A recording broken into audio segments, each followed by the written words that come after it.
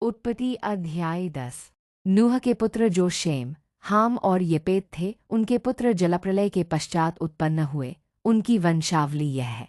येपेत के पुत्र Gomer, Magog, मादे, यावान, Tubal, Meshech और तिरास हुए। और गोमेर के पुत्र अश्कनज, रीपत और तोगर्मा हुए। और यावान के वंश में एलीशा और तरशीश और कित्ती और दोदानी लोग हुए।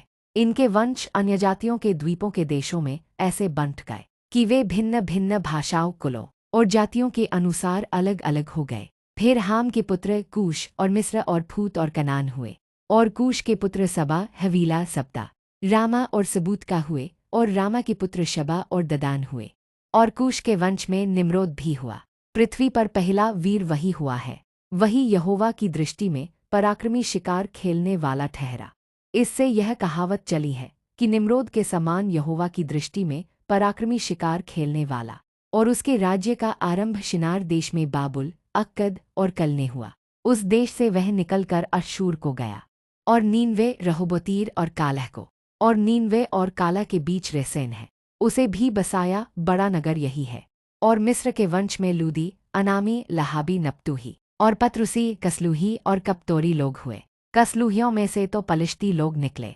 फिर कनान के वंश में उसका ज्येष्ठ सीदोन, तब हित्त और यबूसी, एमोरी, गिरगाशी, हिव्वी, अर्की, सेनी, अरवदी, समारी और हमाती लोग भी हुए। फिर कनानियों के कुल भी फैल गए। और कनानियों का सिवाना सीदोन से लेकर गरार के मार्ग से होकर अज्जा तक, और फिर सदोम और अमोरा और अदमा और सबोईम के मार्ग से होकर लाशा तक हुआ। हाम के वंश में यही हुए। और ये भिन्न भिन्न कुलों, भाषाओं, देशों और जातियों के अनुसार अलग अलग हो गए। फिर शेम, जो सब एबेरवंशियों का मूल पुरुष हुआ और जो येपेत का ज्येष्ठ भाई था, उसके भी पुत्र उत्पन्न हुए। शेम के पुत्र एलाम, अश्शूर, अर्पक्षद, लूद और आराम हुए। और आराम के पुत्र उस, हूल, गेतेर और मश हुए।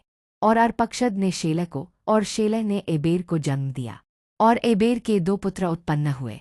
एक का नाम पेलेग इस कारण रखा गया कि उसके दिनों में पृथ्वी बंट गई। और उसके भाई का नाम योक्तान है।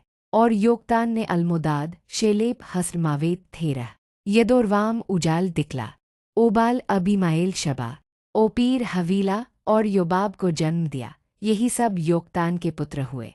इनके रहने का स्थान मेशा से लेकर सपारा, जो पूर्व में एक पहाड़ है, उसके मार्ग तक हुआ। शेम के पुत्र यही हुए। और ये भिन्न भिन्न कुलों, भाषाओं, देशों और जातियों के अनुसार अलग अलग हो गए। नूह के पुत्रों के घराने यही हैं। और उनकी जातियों के अनुसार उनकी वंशावलियाँ यही हैं। और जलप्रलय के पश्चात पृथ्वी भर की जातियाँ इन्हीं में से होकर बंट गई।